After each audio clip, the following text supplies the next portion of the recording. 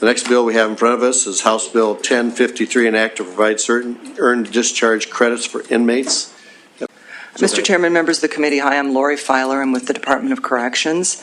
Mr. Chair, if it's all right with you, can I talk just kind of generally about the bill and then kind of weave some of the amendment stuff? Yeah. Okay, so thank you very much. Yep. Okay. House Bill 1053 is an agency bill, so it's brought at the request of the Department of Corrections. And as the title says, it creates earned discharge credits for inmates. Back in 2013, the state created a system of earned discharge credits for parolees, allowing parolees to earn time off of their sentence for every month of compliance. And what we found is that this was a pretty effective strategy in terms of both encouraging compliance and also taking some of the pressure in terms of the population pressure off. So there's kind of dual goals with this. And so, of course, this bill would expand that concept to inmates. Why? Well, the first thing is if you're productively involved with things, if you're working and you're in programming, you have a tendency not to get into as much trouble. The old idle hands or the devil's work applies regardless of how old you are, right? So we really want to have inmates involved in things in the institution. It's just better for institutional management. It's better for institutional safety. I also am of the opinion, and I think there is some validity of this, that just developing good habits is wise. I mean, it's always good to get up in the morning and go to work and have kind of pro-social habits that this would contribute to.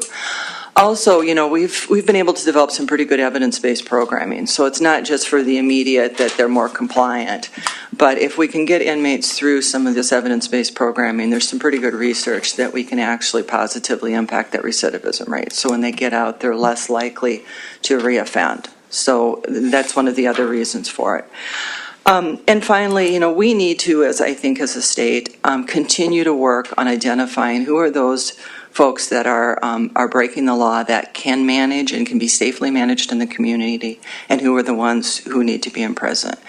And with earned discharge credits, it's a very specific incremental process. In other words, if the offender is doing what they're supposed to do, they get it. If they're not doing what they're supposed to do, they didn't get it. Unlike our old good time system. And, before 1996, every inmate got, except people doing life sentences and death sentences, got good time awarded to them when they walked in the door at a rate of 4 months, or 4 months per year for years 1 through 9, 6 months per year for years 10 and beyond. And we used to call that not being bad time as opposed to good time, because you'd get it awarded and the only way you'd get it taken away was for major disciplinaries, or the parole board could revoke it. You could refuse programming. You could say, I'm not going to go to work. I'm not going to get out of bed and go to work, and we would not take the good time away. These are earned discharge credits. You have to earn them. You don't get them right away. You have to earn them. So we think it's prudent to support institutional safety, reduce recidivism, and slow the demand for prison resources. Those are kind of the three things. Okay, this bill was originally written to include a provision for a non-discretionary award of earned discharge credits by avoiding high-level disciplinary infractions.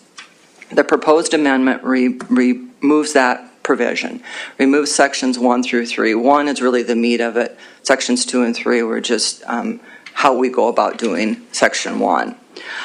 The reason we're removing this is there were some concerns raised that this is a pretty high standard. In other words, disciplinary that results in disciplinary segregation, a disciplinary infraction. If somebody doesn't, they do a minor rule infraction, they're not going to go to disciplinary segregation. So I think that that's a legitimate concern, that it is a pretty high standard, that there'd have to be a pretty high disciplinary before they would lose their credits as it was drafted under Section 1.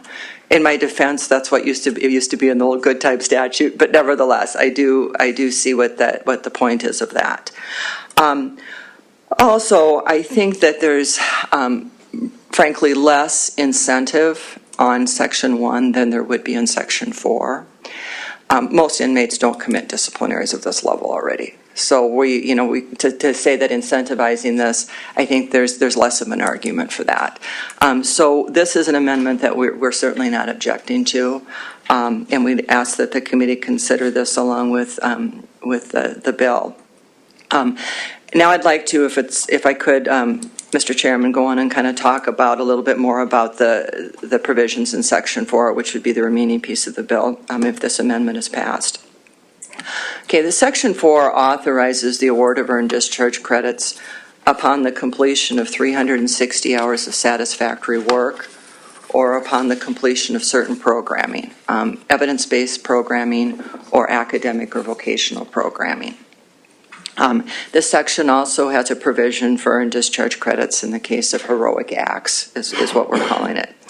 This is discretionary. This is not a shall like the Section 1 was, so this is discretionary. The criteria for these earned discharge credits, as I said, 360 hours of work, and then the inmate cannot get more than 2 increments of that in a year.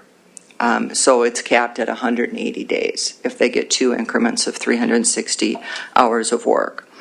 And then the program completion is up to 90 days. DOC has the discretion, as this is written, to tailor the award of the credits, and we will need to do that. For example, if a person completes a 1-month program, that shouldn't have the same number of days as somebody who completes a 1-year program. So we want to adjust it based on that. Obviously, too, people who are doing time for a life or death sentence wouldn't be eligible for credits because they're not eligible for release. And while we don't want to do an across-the-board, no sex offenders are eligible for credits, we do expect that there's going to be categories of high-risk offenders that we make ineligible for credits. We more and more are trying to move our focus on risk assessment to the individual rather than just crime-based. Now, crime is something we consider as part of that, but we have the LSIR assessment, we have a community risk assessment, we have our institutional classification, we have several sex offender assessments, and we screen people for psychopathy. And we like to look at all of those things when we're identifying who are the high-risk offenders versus who are the ones who are not as high risk. Now, crime and criminal history is part of some of those things, but it's not the only thing. I will tell you, we have people who are doing time for nonviolent offenses who score out very, very high on some of those things. So that's why we're specifically not excluding a specific category of offenders, but we anticipate that we will be doing that through kind of our risk assessment process. Okay, what do other states? Most states do have some kind of earned credit policy. Based on the information that I found, that there were 38 states that offer some kind of earned time credits, with education and working being the most common opportunity for earned credits. The amounts, I won't kind of go through the laundry list with you, but the amounts that we put in the draft bill are consistent with what other states do. Frankly, they're kind of all over. Some states will do day for day, other states do quite a bit less. So we kind of took the middle of the road in terms of the amount of credits. The final point that I would like to make to the committee is that this earned discharge for work hour completion and program completion is really patterned after work commutations and program commutations that the last 3 governors have done. Governor Jankel started that process to reward certain inmates for work, disaster response, fire crews, community service work, and that has been expanded to also program completion. First of all, GED program completion, and more recently some of the substance abuse and criminal thinking completion. So this is really patterned after what has been going on. Those typically were awarded either once a year or twice a year, those gubernatorial commutations. This bill is a way to formalize that process. One of the real advantages of this bill, too, is this allows us to apply these credits upon completion of the work hours or upon completion of the programming, rather than having to wait for the year. Some of those folks went ahead and got out during that time.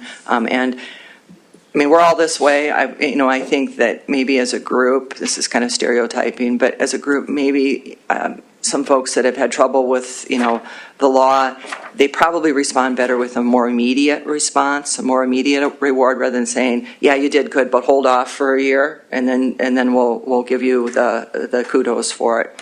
So it's a way to formalize the process. And I think it also ensures legislative concurrence with incentivizing the work and the programming. So with that, I will stand by for any questions.